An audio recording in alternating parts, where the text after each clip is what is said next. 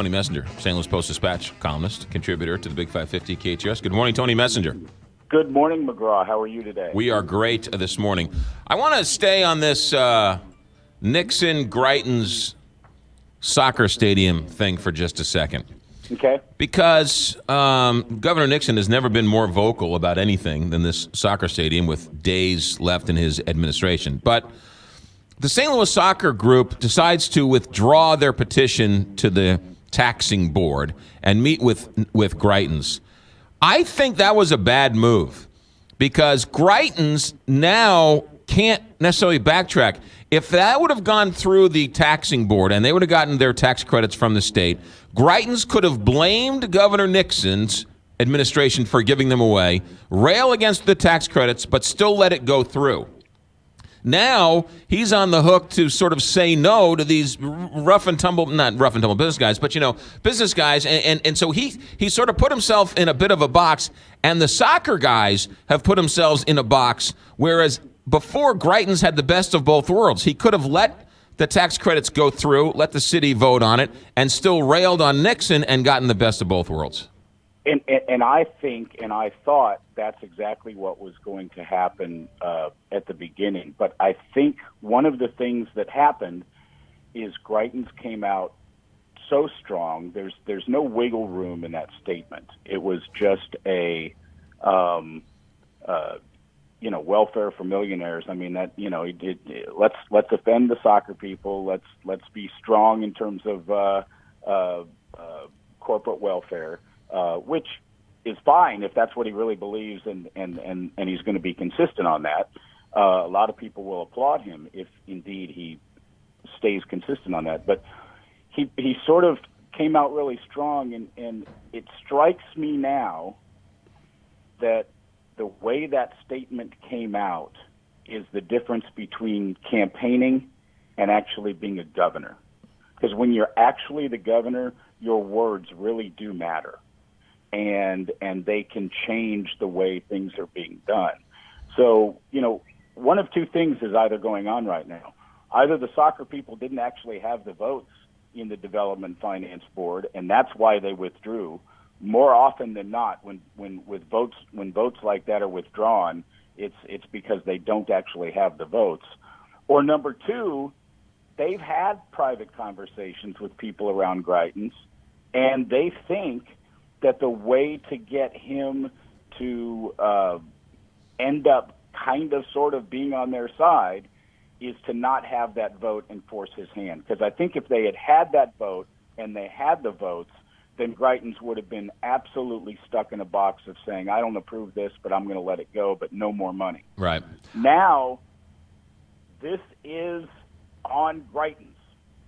And so, it becomes, he's either the guy that killed the soccer stadium, which he may be fine with that, or he's the guy who ends up having to find a way to massage his words and backtrack to the point where some of that state aid goes at least to cleaning up that intersection. Keep in mind, the soccer stadium isn't the only development that has eyed that intersection. That intersection is in the footprint of Paul McKee's North Side regeneration.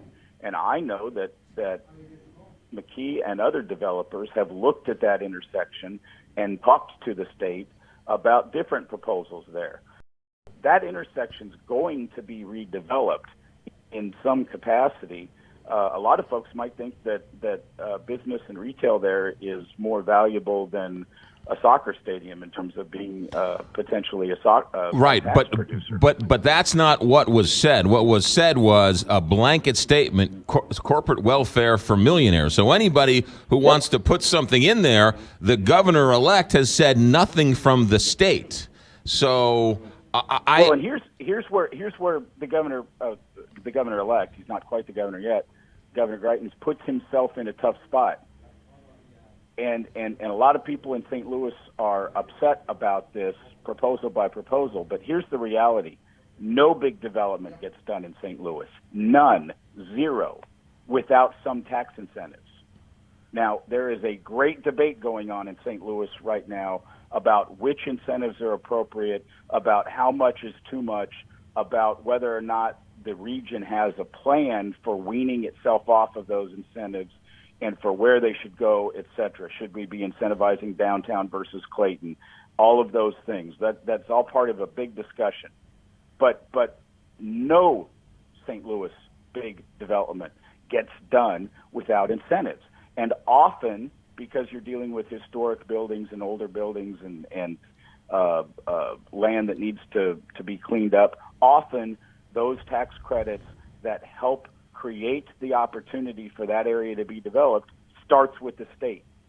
And so unless he's going to just get rid of the Missouri Development Finance Board and say no more giveaways, then he's put himself in a position, because all of the folks that are going to come to that Missouri Development Finance Board that in 18 days he's going to control, they all want incentives. And guess what? They're almost all millionaires. Mm-hmm. Yeah, I will say this: your theory as to why they pulled it back. I mean, with what Governor Nixon has said over the last 48, 72 hours, he's clearly in the camp of giving it away. That board is run by him still, so you have to assume, if we're reading the tea leaves, that those tax incentives for that stadium would have been approved. And they probably would have had a better hand going in to meet with Greitens to get them on their side if they had that approval from the Nixon-led boards going forward than with no approval trying to get Greitens to change his mind on everything. Well, except for I think the poker game that they're playing is they believed if they had the Nixon vote, Greitens would be offended by that and feel like he was pushed into a corner. Right. I believe what they're hoping is, let's get him in a room, let's have an actual conversation, and I think that's an open question as to whether or not they can get him in a room and have an open conversation. But I think that's their goal, is let's at least talk about this and find a way politically for the next governor to save face and be able to sell this the way he wants to sell it, because they figured if they got the $20 million from MDFB this year, because they couldn't have gotten the full $40 million they wanted this year. They could have only gotten 20 now and 20 later. And if they got the 20 now, they figured the other 20 was gone. So I think their plan is, let's see if we can actually have a conversation with the governor-elect and see if there's an opening here at all. They may get that meeting, and they may find out there's no opening, in which case we'll find out if they're serious about trying to really bring soccer to MLS, or if they just think that it just absolutely can't happen without a whole lot of taxpayer money. Never a dull moment around here. Tony Messenger, St. Louis Post-Dispatch columnist. Tony, Merry Christmas. We'll talk to you next week. Merry Christmas. Good to talk to you. You got it. As always, Merry Christmas. Tony Messenger, Post-Dispatch columnist and contributor every Tuesday and Thursday here, Big 550 KTRS. There's no question we're sort of in the dark as to the moves to all of this. So we know publicly what they're saying. What are they saying privately? How can they walk back what they're saying publicly? And what are they trying to do? And what's the best cause of action? I like Tony's take on it's interesting, but Yeah. I agree. Once they get him in the room and speak privately with him. Right. There's a lot of people who are in your camp and Tony's camp who think that he's going to figure a way out of it. Maybe. But that statement was black and white, as cold as can be. I'm against corporate welfare for millionaires. Well, if you're against corporate welfare for millionaires for a soccer stadium, then you are for retail development. Then you are for a Walmart. That you are for a Centene project. That you are for Ballpark Village. So, and again, Tony's point is also nothing gets done without some type of tax incentive. And so if that's the case, is he saying for the next 4 years there will be zero development in the St. Louis region? Right. I think there's going to be some kind of a compromise. It may not be exactly what they've been asking for, but they're going to work some kind of The other thing, too, is you look at President-elect Donald Trump come out and call out Boeing, and then Boeing leaves a meeting with him saying, we're going to lower the price of Air Force One.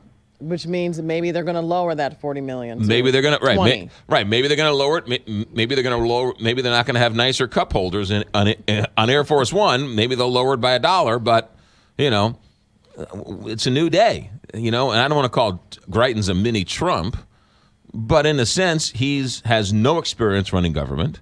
This is his first elected office, And he's coming in saying, throw the bums out, and I'm going to drain the swamp in Jefferson City. So in that sense, his message is kind of similar to Donald Trump. I'm not calling him Donald Trump Jr. by any stretch of the imagination. No. Yeah. But it's sort of that same sort of populist mentality of throw the bums out. And it'd be interesting because, I don't know who his circle will be advising him. Right. When you have a president, you're going to have all kinds of people with experience. Yes. Well, we know David Peacock, former honcho at Anheuser-Busch. Now, Eric Greitens was chief of staff. Former AB. Right. Is a guy honcho at AB. So, going to have guys who clearly know each other. Yes. Maybe they'll be able to work something out. I don't know, Sure it'd be interesting to help. watch all the way around.